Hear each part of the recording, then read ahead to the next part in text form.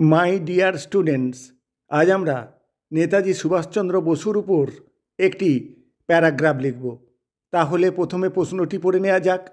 প্রশ্নটি হলো, write a short biography on Netaji Subhash Chandra Bose.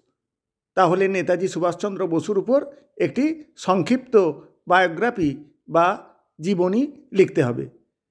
প্রথমে একটি হেডিং বা নামকরণ করতে হয়।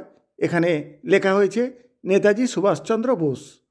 এরপর, mother India has produced many great freedom fighters. Bharat Mata অনেক স্বাধীনতা সংগ্রামীর জন্ম দিয়েছেন। Netaji Subhash Chandra Bose was one of them. Netaji Subhash Chandra Basu হলেন তাদের অন্যতম। He was born on 23 January in 1897 in Cuttack, Odisha.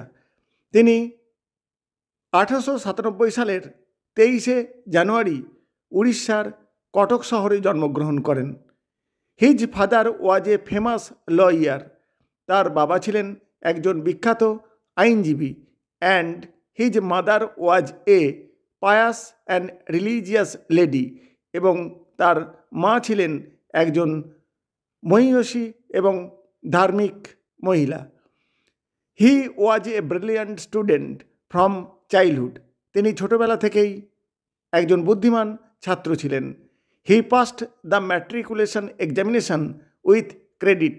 তিনি কৃতিত্বের সঙ্গে ম্যাট্রিকুলেশন পরীক্ষা পাস করেছিলেন। And graduated with first class in philosophy from the Scottish church college in Calcutta.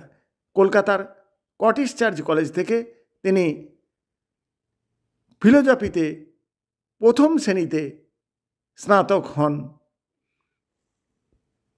In 1920, he stood fourth in the Indian Civil Service Examination. 1920 সালে তিনি civil service পরীক্ষায় চতুর্থ স্থান অধিকার করেছিলেন। He joined the Indian National Congress. তিনি ভারতীয় জাতীয় কংগ্রেসে যোগদান করেছিলেন। He started working under Deshbandhu Chittaranjan Das. তিনি দেশবন্ধু চিত্তরঞ্জন দাসের অধীনে কাজ শুরু করেছিলেন। Later he left Congress. পরবর্তীকালে তিনি কংগ্রেস ত্যাগ করেছিলেন। অ্যান্ড ফর্মড ফরওয়ার্ড ব্লক এবং ফরওয়ার্ড ব্লক গঠন করেছিলেন। He was in jail for several times but the British government could not curb his indomitable spirit.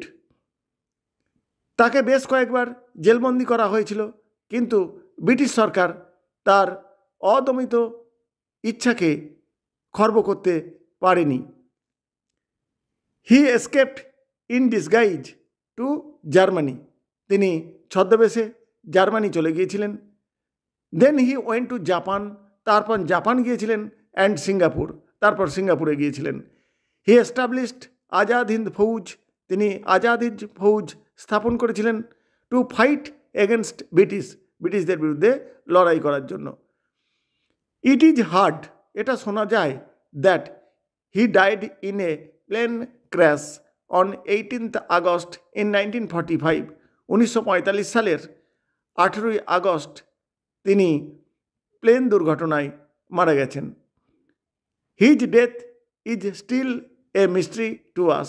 কিন্তু তার মৃত্যু আজও আমাদের কাছে রহস্য হয়ে রয়ে গেছে। Indian government has founded Mukherjee commission to find out the real incident.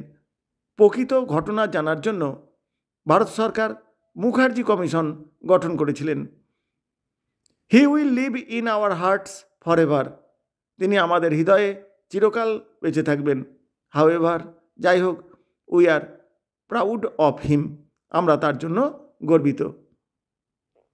এই হলো নেতাজি সুভাষচন্দ্রকে নিয়ে সংক্ষিপ্ত একটি বায়োগ্রাফি। প্রিয় ছাত্রছাত্রীরা, এই ধরনের রাইটিং পেতে হলে চ্যানেলটিকে সাবস্ক্রাইব করে রাখতে হবে। Thank you all.